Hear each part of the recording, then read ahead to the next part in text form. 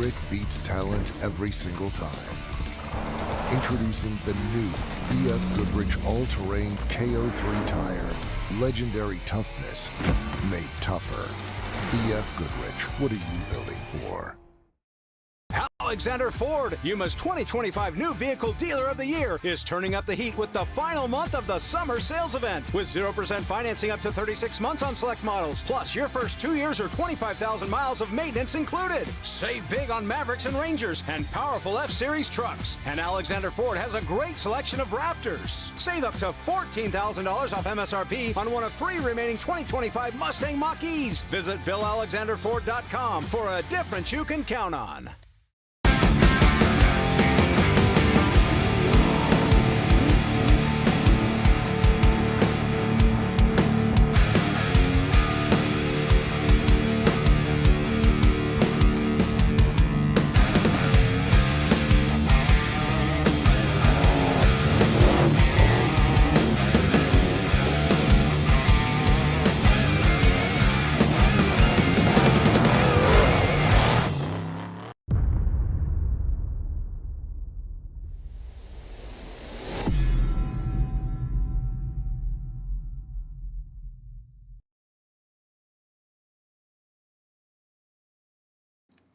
All right, what's up, everybody? We are back. I was about 30 seconds late there. I was getting the last little couple updates for you guys here.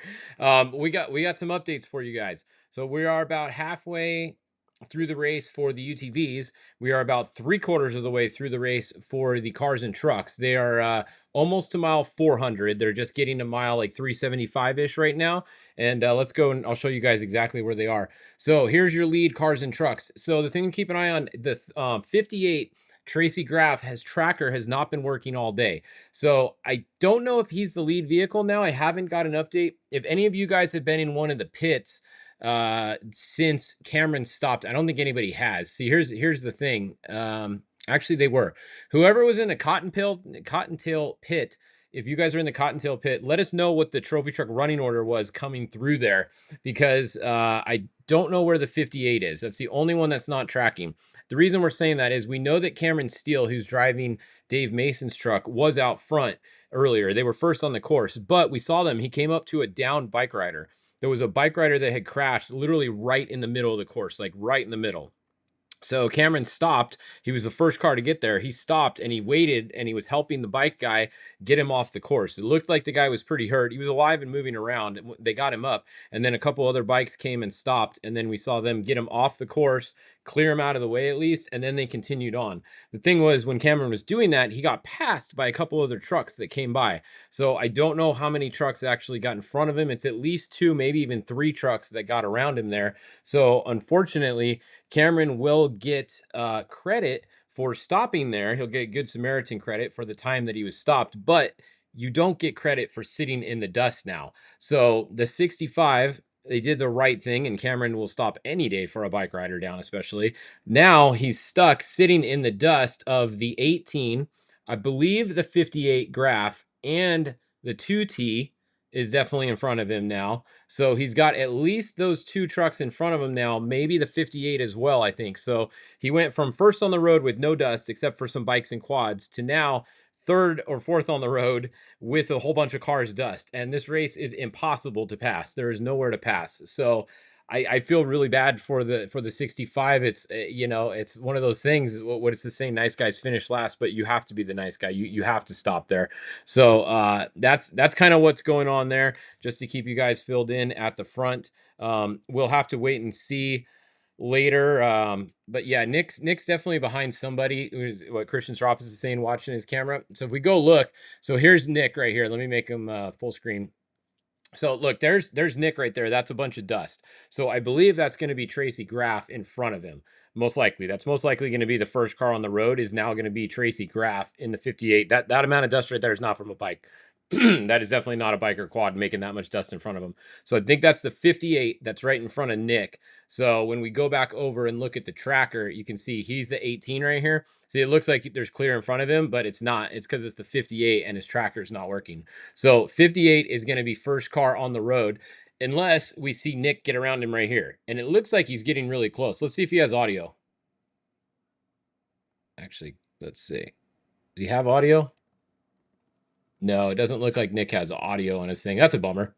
That would have been fun to try to turn his audio on there. Let me try and get this off the screen. Minimize. Where was he up here? Yeah, he doesn't have any audio. So bummer on that. But RJ, where did RJ go? Because his is his tracker just not working? Let me see. Where did the 20 go? Anybody seen the 20? He might be up there as well. I don't even know. Did anybody see if RJ stopped? There's too many cars going on this course with all these bikes mixed in. So RJ should be up there somewhere as well, unless he stopped, because we can see right here he's moving on his camera. I don't see any dust right in front of him. So RJ could be up there as well. His tracker doesn't seem to be working right now, or at least I can't find it over here. Let's go and turn on. Let's clear everybody out. Four-wheel drive, show all. Okay, so yeah, look, his tracker's not working. You can see his tracker grayed out right here. That's right where that bike was hurt at. That's where the bike was stopped. So I don't know, maybe his tracker came off the truck when they stopped or something weird there, because that's literally where he went around Cameron when Cameron was stopped, was right there. So the 20 is up there as well. He could be, I don't know where he is. He could be in front of any of those guys because we don't have tracking on the other four-wheel drives. That's the problem with this tracker. You can't turn multiple classes on. I can't just turn a couple on, I don't think. Let's see if we do this, show all. Oh, we can. We just have to go individually. Okay. So I'm going to turn the four-wheel drive on and the two-wheel drive on. And then let's go back and look again. And yeah, see, none of the four-wheel drives are showing up here. So Graph is all-wheel drive, four-wheel drive, but his tracker's not showing up. He's somewhere up here. And then RJ is up here somewhere in the number 22, but his tracker's not working anymore either. So two of the top potentially three trucks don't have trackers working, so that sucks. It sucks for us trying to watch, but you can see they're moving. There's RJ. At least he has a camera. Nick Whetstone has a camera, and we see he's stuck behind somebody. So like I said, that's going to be the 58 Tracy Graph in front of him, unless that's RJ's dust in front of him. That could be RJ's dust in front of him. We don't know that because RJ doesn't have a rear camera that we can see, so I don't know. Any of you guys in the pits out there, let us know. Let's see. They should penalize the trucks that pass Cameron. Yeah, that's kind of tough because they don't know why he stopped in the middle of the road, right? And like if Cameron's there, I guarantee you they're waving the people to go around him because he parked right in the middle of the course because the bike guy was in the course. So he didn't want to pull off the side of the course and then have cars come and literally like run the bike guy over as he was down in the course. So Cameron was using his truck to block the course while he went in front to attend to the down bike rider. So big bummer there. It's just kind of, I don't know, there's nothing you can really do. Like, how do you help him? He's got to drive through the dust. You can't really give him a time credit for it. So that's a tough situation. Honestly, I hope Cameron wins just because of that, because now if he doesn't win, this whole race is a little bit tainted just by the fact that Cameron had to stop for that guy. So that's racing though. That's desert racing. Any one of these guys would have done the same thing, I think. I don't think anybody's going to drive by a bike rider that's down when you're first on the road. So I think it's just one of those things, and it is what it is. But unfortunately for Cameron, that's a bummer. But long way to go. You know, we still have over 100 miles to go. Anything can happen. Here's RJ again. Let's go look. So here's RJ off the front. Oh, look, he's catching a bike rider right now. This is how sketchy this is. See these guys? They're doing over 100 miles an hour right here. That biker, I haven't seen him look back yet. He has no idea. That bike is hauling ass too. He has no idea there's a trophy truck right behind him. So it's so sketchy having these trucks and the bikes on the same course at the same time. It's just not a good thing. I mean, look how much the bike's holding him up. And he doesn't want to run right up on him because if the bike crashes, he's done. Like this is it's just too sketchy. We can't be running the bikes on the same day as these trucks if they're not going to have a massive gap between the starting gap. Oh, there's a quad. I didn't even see that guy. Look at that guy just popped up out of the dust of the bike. Like this is prime example right here of how sketchy it is. Now look at the bike. The bike's checked out on RJ. Like he's in a Mason all-wheel drive truck. He should be doing 120 to 130 miles an hour right there, but he can't because that bike guy is sitting there. So you have a sportsman bike guy now screwing up the whole rest of the race, which is not fair to the sportsman bike guys either. Like they paid to go race. They shouldn't have to worry about these guys behind them. So this just shows you what you deal with here. Look at how much he's having to let off the gas. That is a wide open straightaway. If he's in front of that bike, he's going. Look, the bike guy getting squirrely. Okay, thank God he got out of the way. But that's prime example right there. We can't race the bikes with the trucks. We can't. It can't be happening like that. It's just there's 50 bikes they're gonna pass today. It's just crazy. All right. Well, that's what's going on there. Let's go look at that's the front. Let's go look at the UTV class because there's 64 UTVs, so we definitely got to check on them. So UTV Pro, here we go. They're going to be green this time. So UTV Pro, we have it's showing Phil Blurton, but you got to look at the time. His tracker's updating faster than Brock's. I have a feeling Phil's tracker is on his Starlink and Brock's tracker is not on his Starlink. That's what's going on here. So you can see 16:10, and then let's look at Brock. See, he's about 2 minutes behind him, which reverses that order once Brock's updates. Brock is in front of Phil by about that gap that you see right there. That gap, just double it the other side, and that's where Brock is right now. So Brock is first on the road in the UTV class. He has Phil Blurton right behind him. Third place is Ethan Groom. 1, 2, 3 has been the same almost all day. It's been the same 3 cars. They just changed order at the front in the pit. Then we have Ronnie Anderson, Cody Bradbury, and Kyle Cheney. Now Kyle's going to jump in front of those guys because his tracker as well is about 2 minutes behind. So Kyle's, I'm guessing, is not hooked up to his Starlink. And it seems the ones that aren't are about 2 minutes behind the ones that are. You can see he just updated and he just jumped in front. So there you go. That's what's going on there in the UTV class. Those are your top runners. Haven't had too many changes throughout that class throughout the day. Not too many of those guys have cameras either, at least that are working. Phil had a camera, but it's not working. What else? We got Whetstone. Whetstone about to hit somebody? Somebody said, maybe that was a minute ago. Oh, he is in the dust. Look at Nick. Oh, you can see. So that, I think that's Graf ahead of him, like we were saying. It's either Graf or RJ. It's one of those two because we just don't know which one's in front of them.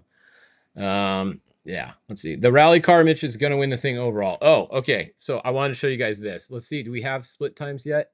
We don't. Halfway. Okay. The official split time is at mile 287. Now, where is Brock at? Brock is at 270 just about. He's almost to 270. Watch that split time when Brock goes by 287. The reason why I'm saying that is let's go look at the unofficial split times. Okay, this is unofficial split times, and we're gonna compare class leaders. Let's go look at race mile 200 right here, race mile 200. So that was about 50 miles ago or whatever it was. So mile 2, actually, let's look at the half because that's 250. Are they by there? What'd I just say? Yeah, all right. Let's look at half. Halfway point, that's mile 250. Let's go down and we're gonna find the lead truck right here, I believe. So Brent Fox is leading on time. Remember, this is mile 250. He is 3:51:07. You can see Mitch Guthrie is 3:51:43. So at the halfway point, Brent Fox is about 30 seconds in front of the rally car. Now let's go find Brock. He is at 3:52:38. So we say 3:52:38 and 3:51:07.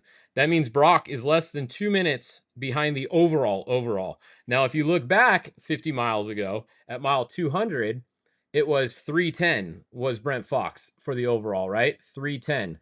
Now look what Brock was. 3:09:35. Oh, there it is. 3:09. Brock was leading the race overall at mile 200 by less than a minute.